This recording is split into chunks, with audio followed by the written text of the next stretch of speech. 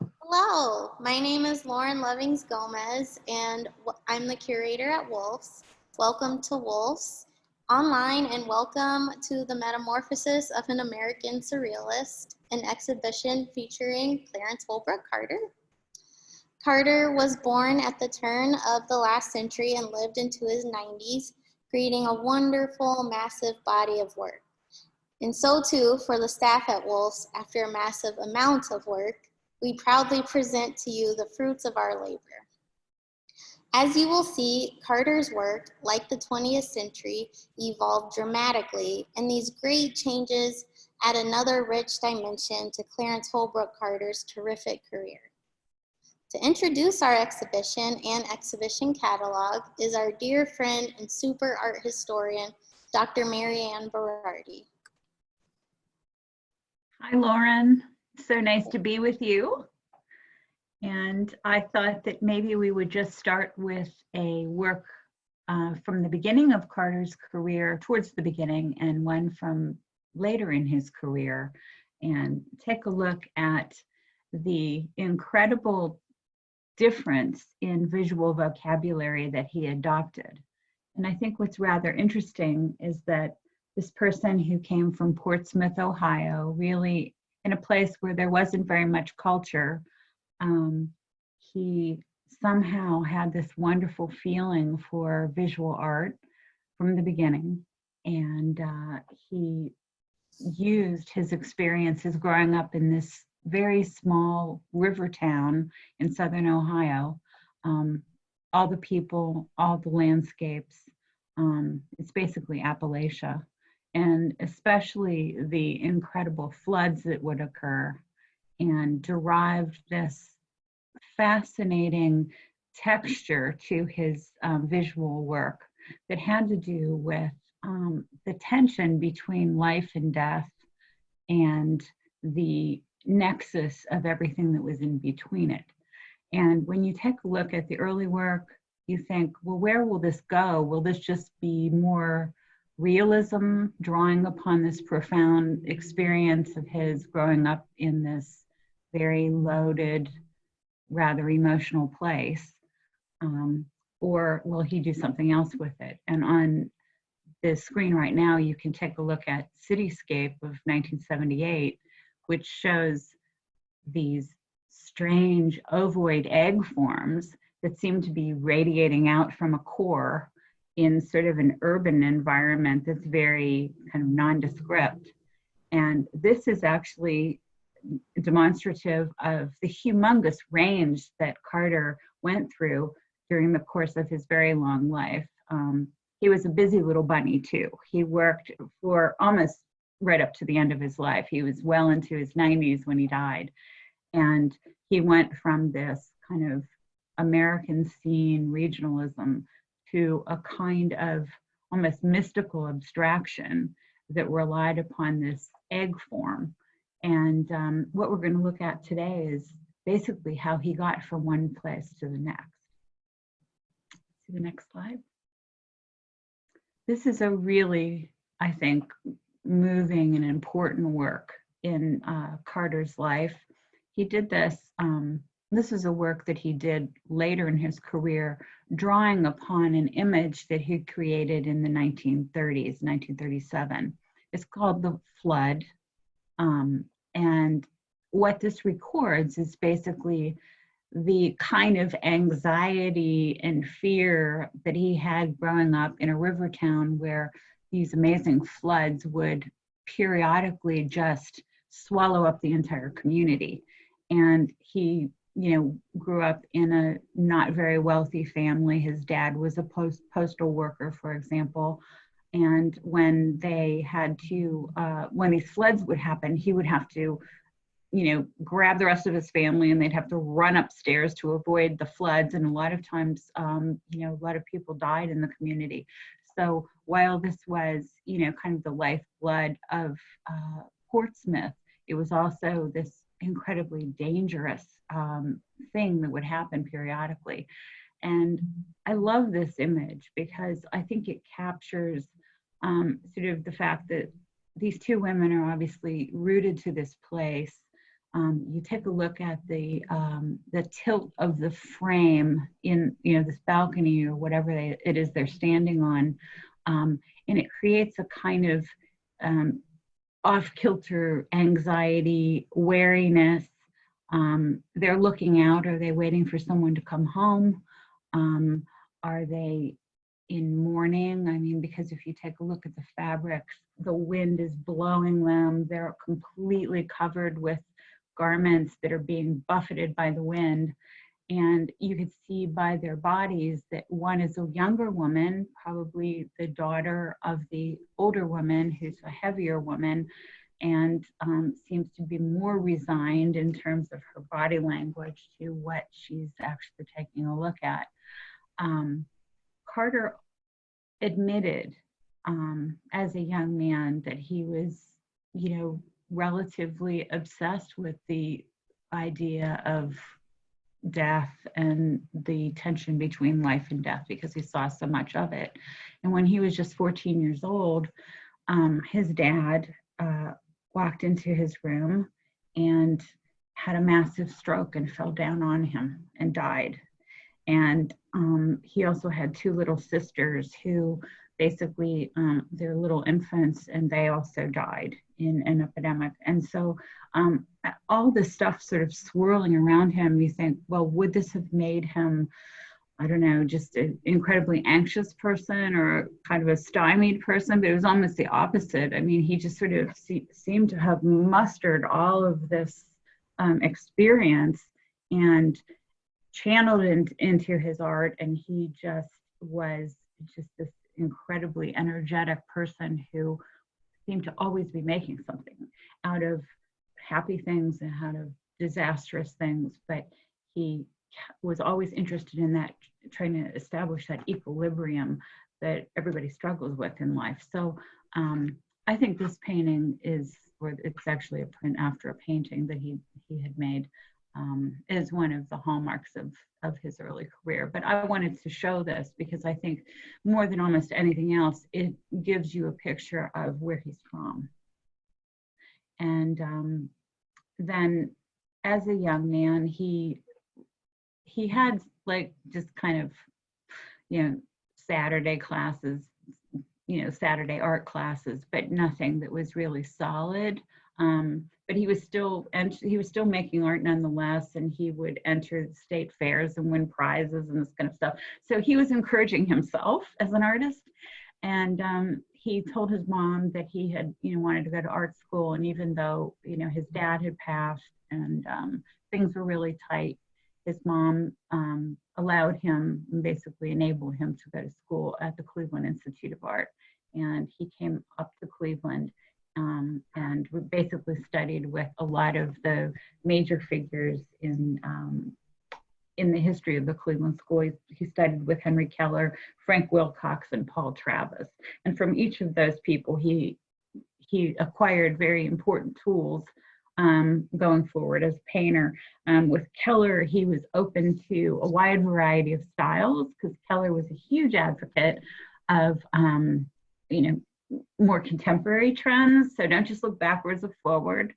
And Frank Wilcox was a terrific teacher who worked for over 40 years teaching at the Art Institute, was a marvelous watercolorist and had almost a photographic memory. So he would encourage students to go out, for example, to a hardware store, remember everything that was in the hardware store, and then come back and recreate it. So he had that kind of training. And then with Travis, who basically went to Africa for his major artistic experience, Travis was also from Southern Ohio, so they kind of had a kinship together. And Travis encouraged him to sort of follow his own drummer. So, do your thing. And he got an enormous amount of sort of emotional encouragement from Travis. So next. So while he was a junior at the Cleveland Institute of Art, he was working also in the tea room at the museum to make some extra money. And over one of the breaks, he went across the street and there was a big exhibition, a one-man show by a Belgian symbolist who was hugely focused on things that would have appealed to Carter at this time. There was a lot of sort of resurrections and pietas and serious sort of quasi-biblical subjects having to do with death and rebirth and that sort of thing. Peasants, I mean, there are all sorts of things that relate to his upbringing in Portsmouth. Anyway, he was really taken by this artist whose name was Anto Cardi. So he set up an easel and he copied this very strong painting of a mother and her dead son, who in this case was a soldier who had died in World War I, and made an exact copy of it. Anyway, he was almost finished. And in waltzes the then curator of the museum, later director, William Millikan. Millikan was sort of a, what shall we say? He was a wonderful man, but he was a kind of a stickler about things. And he took a look and he saw that here's this young blonde-haired kid from across the street making an exact copy of Anto Cardi's painting. And he kind of flipped out. And he said to Carter, "You can't do that. You know, if you make a copy, you have to make it at a different size. You can't do this. It's like crazy." He said, "So I'm going to take it away from you. I'm sending it over to Anto Cardi and the doctor who owns the painting, and they have to give their blessing, and you can't have it back until they say that." So Carter was really angry because he really liked how this was going, right? So he had to wait, and the thing goes back over to Belgium, comes back, all stamped on the back and everything, and they let him have it. And this sounds like a really terrible story, except this one kind of egg on the face meeting put Carter in touch with the guy who was going to make a big difference in his early career. And William Millikan kind of adopted him. And he saw the promise and the passion in Carter as a young guy from the middle of nowhere. And so he basically went around Cleveland and hit up all the rich people and wrote letters. And if you want an entertaining afternoon, go into the Cleveland Museum. Everybody's going to kill me for saying this.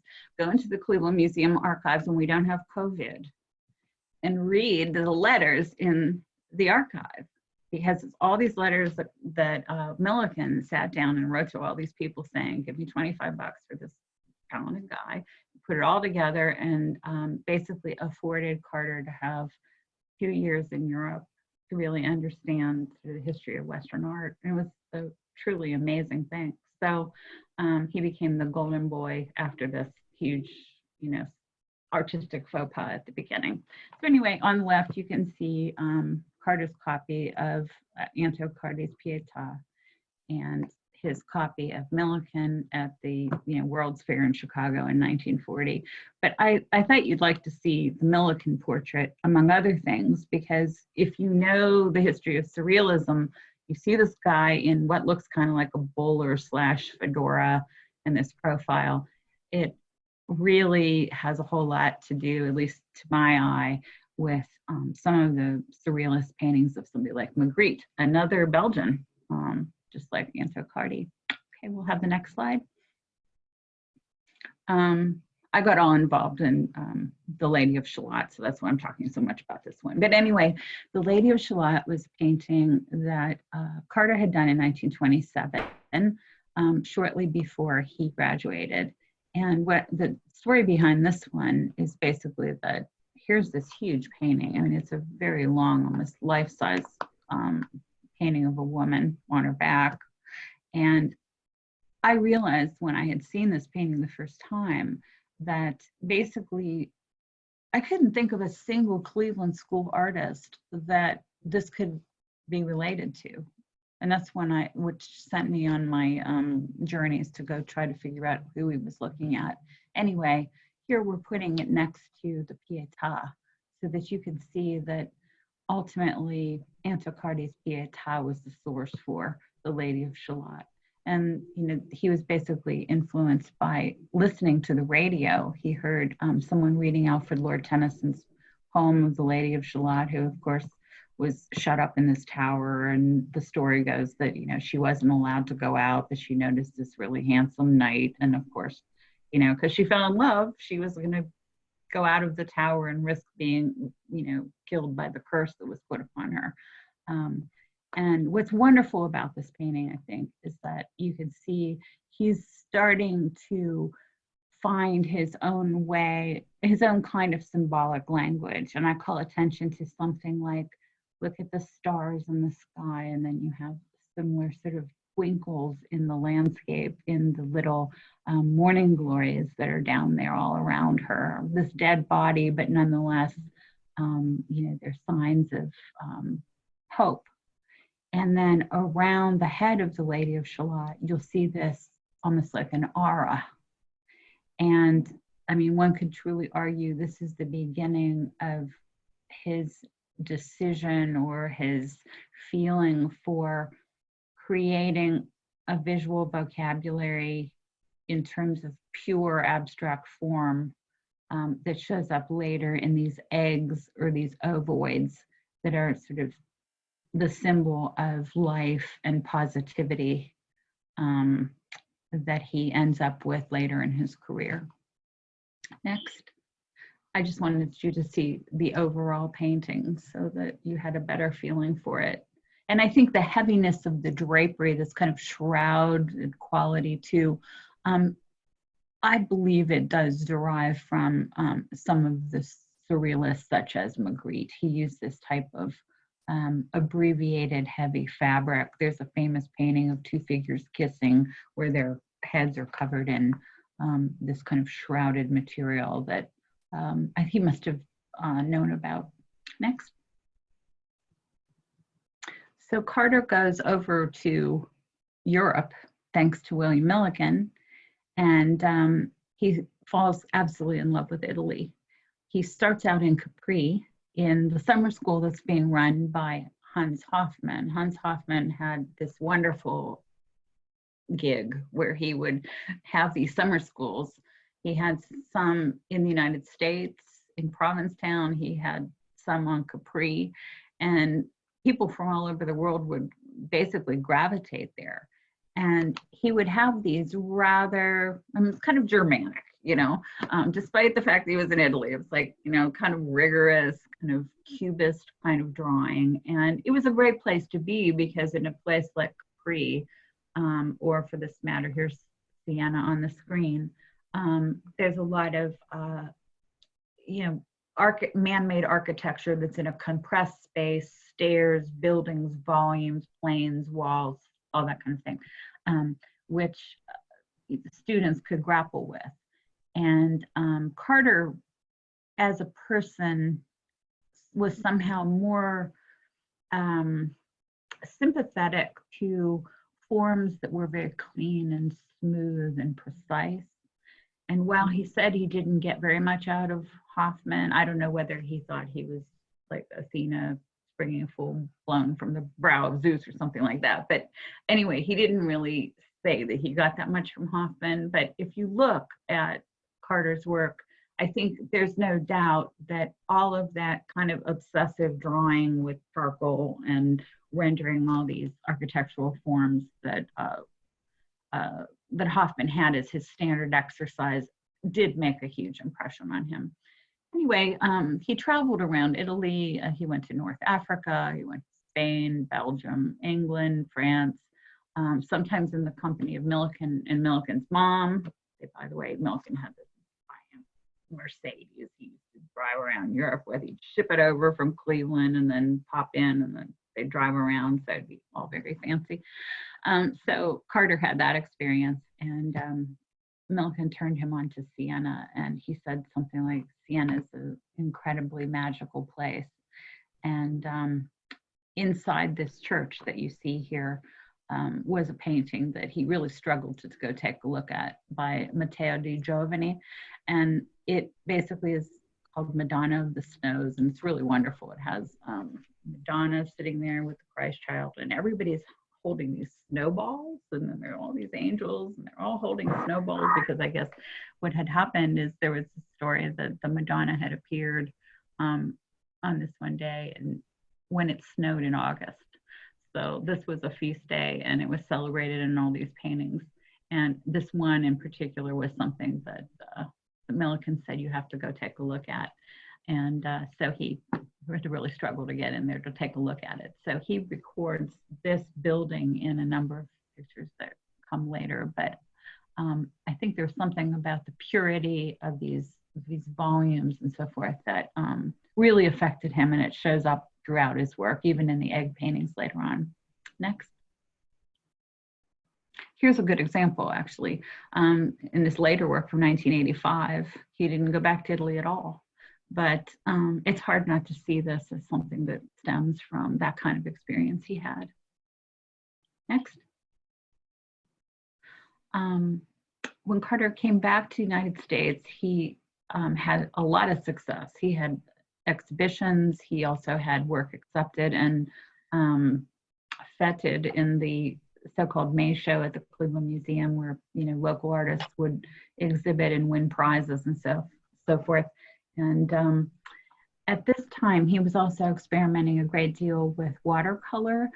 And there is this moment in his career in the late 20s, post-Europe, where his work often becomes rather close to his good friend Charles Birchfield, who was older, but had also the same training at the Cleveland School. And this is a painting that I think, at first blush, you might look and think, well, it's sort of ordinary. But I think that's what's so glorious about it, actually. It's a cemetery, but if you look and just slow down and take a look at how many headstones are there, and then learn that this is a Confederate soldiers' cemetery at Camp Chase in Columbus, Ohio.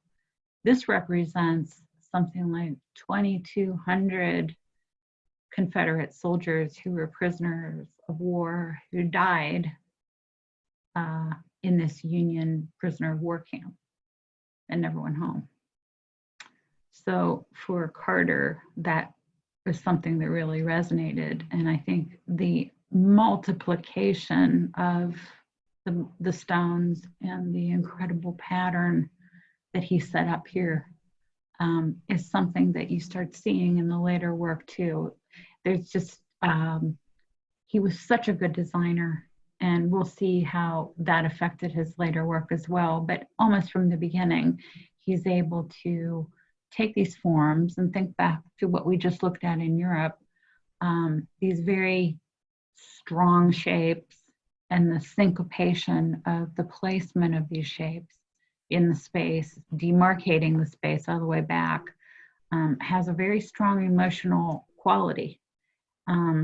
I don't even really have the words to describe it, but I think it's present here, and it shows up all the way through when he becomes fully abstract. Next.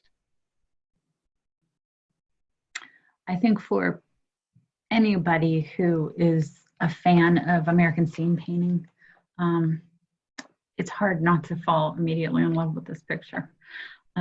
Sub-Zero Cleveland, and of course, if you're a Clevelander, this is a very common scene.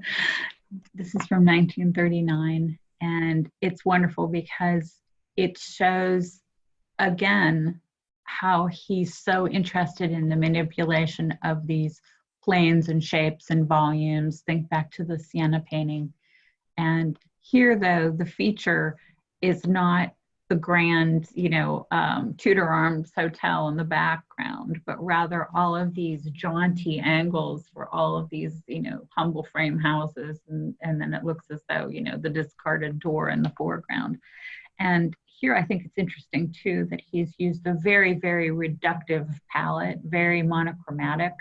But look how artfully he puts it together so that he kind of has a triad where the door, the Tudor arms, and then the back of this fence are all kind of this ruddy color, and then everything else is gray. I think it's a spectacular example of Carter's American scene painting. I mean, you could argue it's just as good as Birchfield.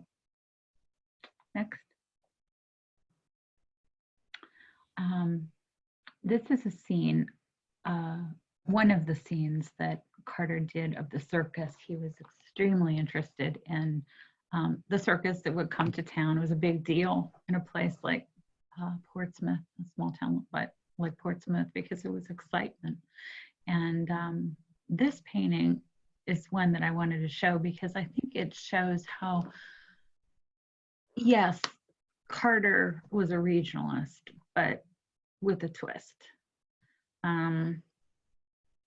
This is a really weird painting. I mean, you've got these, here again, it's the pattern. He knows that pattern is going to set up some kind of riveting moment on the surface of a painting. So he's got these three, bedecked, bejeweled, outfitted diva camels over here on the left side that are all being fed, and they're all eating in unison. It's really weird, with their little humps sticking out, right? I mean, it's odd. But I think the oddest thing is not just the groom, making sure that the camels are fed, but this really bizarre clown that's in the right side of the painting. I mean, it's half cut off. Clowns are freaky anyway, basically, right? I mean, clowns are scary. My sister won't look at them. I mean, they're really scary. But anyway, so here's this clown. You don't even get a full clown. You get half a clown who's kind of in your face, keeping you away from the scene. So what you realize is that, oh my gosh, at some level, you've transgressed. You have gone behind the tents. You're looking at sort of the expose of the magic. And maybe you shouldn't be here. And I think that issue of anxiety we were talking about a little earlier with Carter starts moving him from just, realistic reportage into something else. You could put whatever kind of label you want onto it. But I think this is where he becomes more surreal than real. I mean, this almost feels more like a dream than something that would have really happened. Is the clown really going to come up and stop you from watching the camels being fed? No, I think it's more, this is his anxiety about wanting to go back there and take a look and maybe not being able to. So it sort of pushes into surreal or magic realism, I suppose. And it's interesting to note that in 1968, Carter was included in the big 1968 magic realism, surrealism exhibition that was mounted in New York. And it was owing to the quality that's in a painting like this. Next. And this one from 1945, End of the War, looks kind of fun and, joyous at first blush. And then you realize, once again, here's this enormous wave that's probably going to engulf everybody in the foreground, and the people who are riding the wave may get out of it. But once again, here's this issue of water coming back into Carter's story, so that it's fun, it's joyful, and it's dangerous altogether. During the 1930s, Carter did a couple things that were interesting. He moved outside just the easel painting area. He was also teaching at the Cleveland Museum of Art, giving courses there owing to his relationship with Millikan.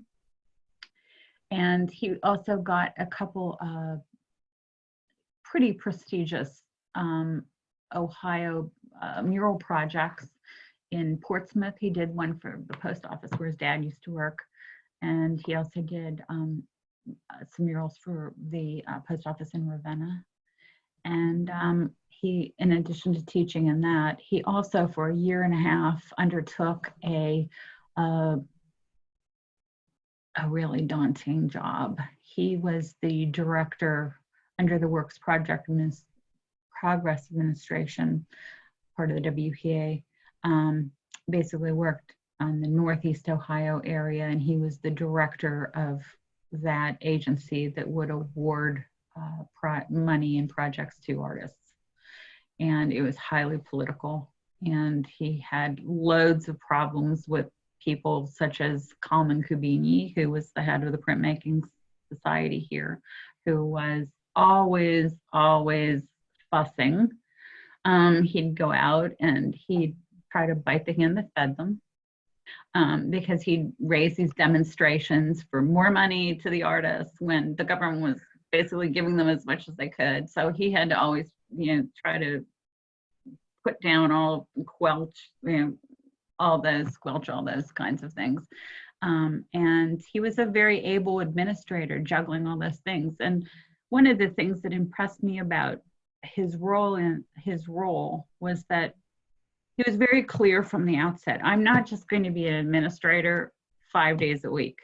I'm going to work for 3 days, and then I'm going to have 2 days where I paint. And he never deviated from that. It kind of gives you a sense of how disciplined he was, and obviously why he had achieved such an enormous body of work. The work on the screen you've been looking at while I've been talking about the past is a really sort of fascinating example of Carter merging kind of so-called regionalist realism with a kind of magic realism or even surrealism. And basically in 1938, he decided to take the job, and he went in Pittsburgh, and he went and taught at Carnegie Tech, and he did that until 1944. So toward the end of the war. And at that juncture, he decided he wanted to do something else. And he went and moved to Bucks County, Pennsylvania, and became a madman, an advertising person. And he worked for lots of big companies like Alcoa and Citibank and so forth, who were commissioning artists who had, classical artistic training, who knew how to paint naturalistically, and this was all happening during the period of the rise of abstract expressionism. And Carter was very clear that he decided to take a job in advertising to make a living, because he felt that he just couldn't follow the trend of abstract expressionism, just all of this non-representational stuff, moving all this paint around on the surface, all this formalism, because to him, the content mattered, the visual relationships to the world were mattering to him too much. So he was able to take all his design skills, all his painting skills, and all his ability to render the natural world and parlay that into a very successful career as an advertiser. And one of the jobs he had took him, well, several of them took him into, basically the ability to travel internationally. He went to Suriname, he went to Venezuela, and so forth. What we're going to look at now is this painting, which he had done in Venezuela. And I think it's fascinating because essentially you see the bird vendor here with the birds in the cages behind him. He's wearing this weird hat that looks like a bishop's mitre or something, made out of newspaper, which is probably what he uses to line the bird cages with. So the question becomes, is he making fun of this guy? Is this a social statement? Does he not like this man? Or what? Or is this really something that he created, just because he saw it? Or is it a complete invention? Here it becomes a little unclear. It's strange, again. And in Venezuela, next slide, he went to a northern Venezuelan town. I want to get the pronunciation right. Macuto.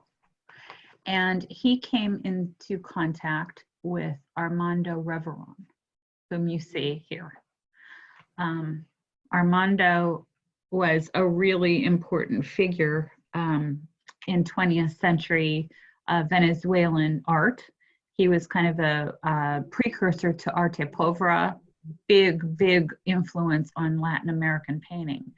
And the reason for it was that basically he was somebody who had classical training. He was he went and was trained in Spain, came back. So he had all the skills, but he wanted to create artwork from materials that were not classical materials. And also his work was something that was not a representation of reality out there. It was representation of his own world. And to paint that, he basically created dolls, found objects that he would transform into kind of magical items and objects that he surrounded himself with in his own world.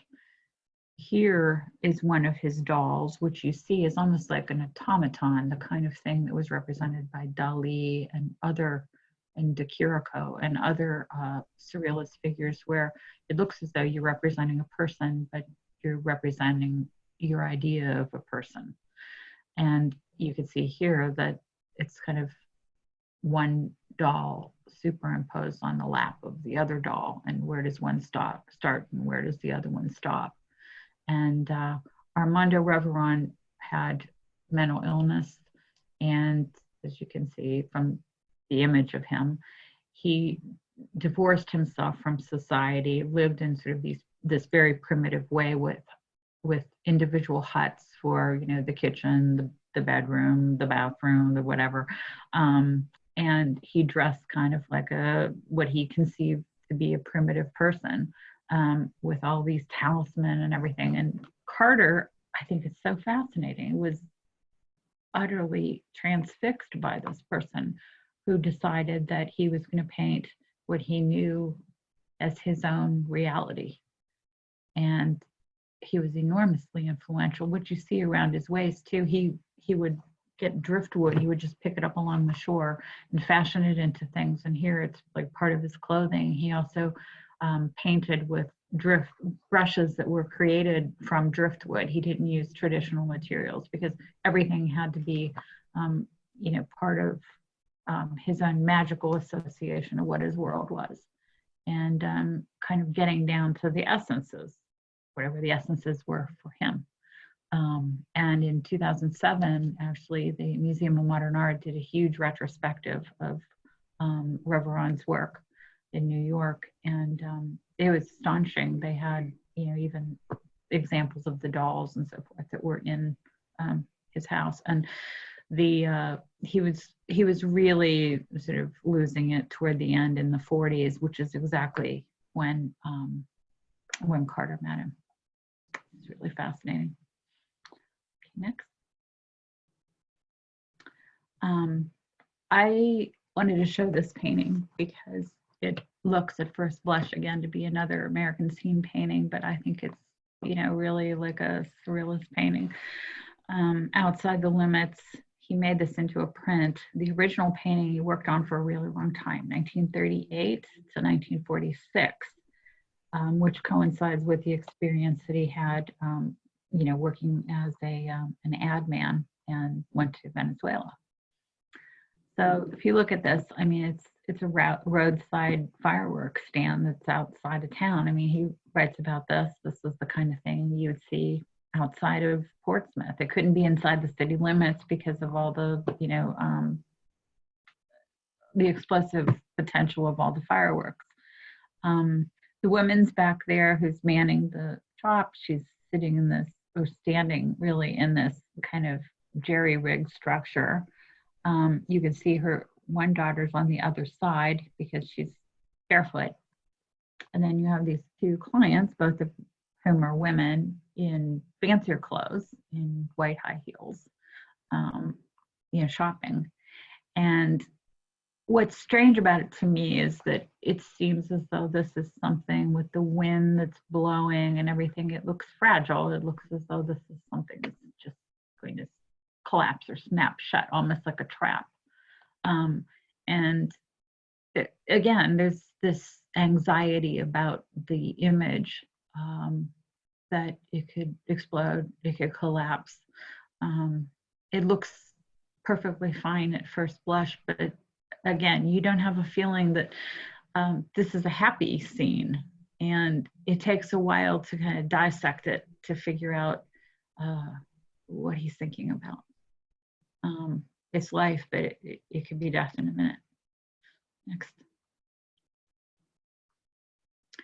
I wanted to show this painting because it's, I think, such a powerful design, and arguably, I think, one of the great paintings that Carter made in his entire life. It's called War Bride of 1940, and it's in the permanent collection of the Carnegie Museum in Pittsburgh. And actually, the image stems from a dream that Carter says he had. He was going to, the reality was that he was going to go with a group of Chinese dignitaries or whatever to go visit a steel plant in Pittsburgh. And they canceled, and he went and had the tour anyway. And then he dreamt about the fact that he had this tour of the steel mill. And at the time he was teaching at Carnegie Tech, a number of his female students were engaged to be married to guys who are going off to war. And he couldn't help but overhear these conversations. This is in his dream. And he kept kind of obsessing about it, how worrisome it was. And I think that here you see basically the offshoot of that, where you have a single bride, you don't see her face. Again, think back to the flood paintings. You know, it's kind of an anonymous person, but a person confronted with this gigantic war machine. And so these reds, these rollers, it looks as though there's no hope that this woman's husband is going to come back. I mean, it just looks as though this machine's going to swallow him up and roll over her. And it's almost too like she's going to the altar where the outcome isn't going to be very happy. And I don't know, just as a design, it's utterly remarkable. I can't think of another thing just like it. Next. I thought it would be fun for you to see some of the advertising work that Carter did. This one is farm equipment that he had done as a design for an ad for National City Bank in the 1950s. And I think here you can see what he was able to achieve during the period that he was working as an ad man. And first of all, you can see that while this looks like it's a disassembled plow, you've got, you know, a wheel, various parts of the plow, all sort of spatially scrambled. And it's the kind of thing he wasn't doing before this.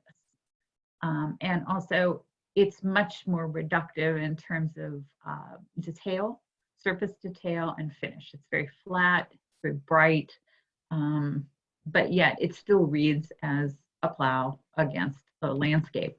And I think this is sort of showing you how he's starting to get away from all of the more meticulous rendering that he was doing, both as a magic realist and as a regionalist, and starting to move into another direction where just the shapes themselves, if placed properly, if chosen well, and designed well, could communicate just as easily as something that's more representational. Next. And of all of the work I've seen by Carter, you know, during his Mad Men years, this is my favorite. I think it's just an absolutely brilliant presentation. He calls it Black Diamonds. It's obviously coal and, you know, railroad cars all lined up all the way to the horizon. And he's taken the idea, once again, of repetition that we saw earlier with, you know, the cemetery and so forth, taking it to kind of an ultimate conclusion, but stripping it down a lot more even. And I love the sort of the industrial scape that's just hinted at all along the high horizon line, which is, very modern looking also. But again, you have the rigidity of the architecture that he remains so very, very interested in, that becomes kind of the grid or the framework for his most abstract work that's coming right up. Next. In the 1960s, you could see that there is a huge shift. He did a series that, it's so strange. I mean, where this came from is utterly fascinating. I think here you can see a full-fledged surrealist. He did a series called Over and Above, which basically features these enormous, oversized animals of various kinds: rats, spiders, birds. I'm trying to think what other ones. Lions, that are behind a wall, and they're reaching over in a pretty threatening way, casting a shadow, but they're separated from you, the viewer. But it's forcing you to confront them. So what is this confrontation all about? It seems to me to be indicative of some sort of contemplation of, natural forces. We're in here together with these powerful natural forces. And he did a whole series of them. And they are among the stranger parts of his career, but they're very interesting because, once again, thematically, they're not using people anymore. The image is very reductive. He's trying to get at sort of basic essences, and doing it with just animals. Next. And this is going back a little bit, but in the post-war period, Carter did a lot of thinking about sort of the trajectory of history and the ways in which we've messed everything up. And sort of, you can't help but think, in the wake of something like the atom bomb, how we have the ability to destroy ourselves. And he does a great deal with imagery that has to do with meteors that seem to be heading towards Earth, and precarious balance of rocks on other rocks. There are always these big solid forms that are really anxious looking. And he started painting on this scintilla paper, which it has like a grit to it. It has a shimmer, like a sandpapery quality to it, that helped him create a sense of texture that really wasn't possible in paint alone. And they have this wonderful just heaviness to them. He did a whole group of images called Terror of History. I think the titles say everything. Next. And this one, I think, is truly fascinating. It seems like a portrait of our current situation, really. The whole world has had to come together in the wake of this, pandemic that we're in. And I think, he was clearly thinking about similar issues at the time. This huge, heavy globe sitting on this tiny little wire. I think it's a truly beautiful image. Next. In the 60s, Carter really began developing the use of this egg as a stand-in for sort of a sentient being. Sometimes he even calls his images that have eggs people. So it's an abbreviated form of a life force. And this way, he doesn't need to create enormous specificity anymore. He could use this form as something that is positive, something that is everywhere, universal, at the same time that it looks fragile. It's tough. It's got a tough shell. It's a wonderful symbol, I think. And here we have balancing act, which accommodates collage, which is something that he began doing in his post, advertising commercial art period. Here you have one egg resting on another one. He did a whole series of these in virtually any configuration you can imagine. He just let his design skills run rampant. And they all have slightly different vibrations. Sometimes they seem, triumphant. Other times they seem really almost despairing or anguishing. Other times they seem haunting. It's almost as though he used this one universal device to run the gamut of all human feeling, thought, whatever. And he could just pull out his entire arsenal as a skillful designer and colorist, I should mention, because he, in the 60s, he was using all these, pop colors that are really fun, that don't characterize the work earlier. Next. And the egg, think back to the Lady Shalott, sort of emanates from within. And he began using the form where the egg was radiating out from a center. And here, I think this is an especially beautiful one. He called these mandalas, of course, because a mandala is sort of the universe from within. And it's all superimposed here, the ovoid on the perfect sphere, on the ovoid on the perfect sphere, alternating. And it's something that almost seems to come out of almost a Oriental train of thought.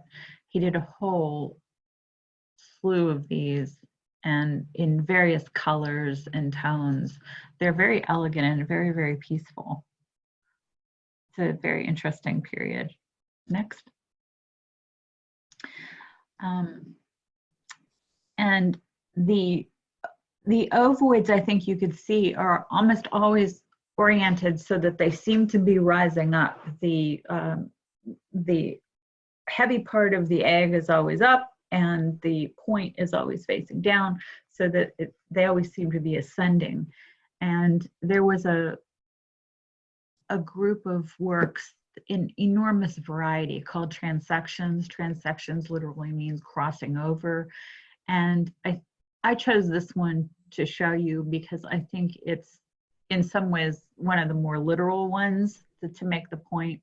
Obviously, it looks as though it's a resurrection. And in fact, there are a number of these that seem to be based upon Piero della Francesca's, resurrections that are much more literal. But especially, what could be a greater sense of hope in the, Christian ideology than an empty tomb, because, the Christ figure has resurrected. It's no longer dead. And so in a lot of these transections, you do have the feeling that the dead are rising up. There is no real death. Life is a continuous force that goes on. And he shows also figures, emanating from holes in the ground and other sorts of places where spirits are all around you. And I don't know, it's interesting. It's a feeling, it's a very hopeful type of image that he explores again in endless variation. Next.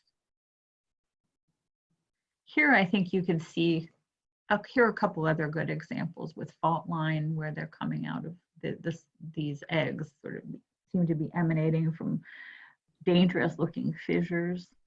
And then waltzing around in a maze. And I just brought these back because you can see how it isn't a huge stretch, either iconographically or graphically, from the image of the black diamonds, where this is also kind of a maze stretching into eternity. And he uses a similar device for the more abstract work. Next. And Carter concludes his trajectory with this body of work that's called eskatos, which is a Greek term which means sort of study of the end of things. And I think they're interesting images because they do away with the man-made architecture, which Carter clung to for a very long time in his career, and in fact substitutes the landscape with what looks like a dreamscape or a natural scape, almost like a moon or inside, I don't know, craggy crater or canyon or something, where there doesn't seem to be much there other than the spirit life sort of wandering around. And I think it's sort of the ultimate image of mystery and mysteriousness and the lack of answers. But not morbid specifically, somewhat haunting, but I think ultimately it's thoughtful, and it's really a contemplation on the journey. And I think that's probably where he wanted to end up. Thank you. Thank you so much, Marianne. You're welcome. Was it okay? Exhibition. Still recording. Okay. Yeah, thank you so much. We invite you to flip through the fully illustrated digital version of the exhibition catalog, which includes essays by Dr. Marianne Berardi and the late James A. Michener. Visit wolfsgallery.com and click on the exhibition tab at the top left of your screen. We urge you to browse our exhibition catalog online, which is a terrific presentation with wonderful images and just great scholarly essays. We'll also feature the Clarence Holbrook Carter exhibition through May with regular emails focusing on different highlights of Carter's career. So be sure to sign up for our emails by going to wolfsgallery.com/join. I hope you enjoyed Wolf's first online opening. Please let us hear from you on our Instagram, Facebook, or email, and let us know what you think of the catalog. We'll see you again soon.